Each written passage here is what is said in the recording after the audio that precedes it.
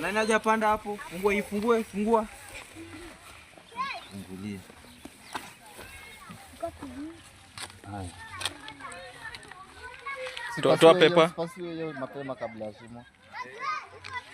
Utamwagika mchanga, usimwagike mchanga. Haya. Niwekeni mchanga. Doi. Mchanga. Weka mchanga.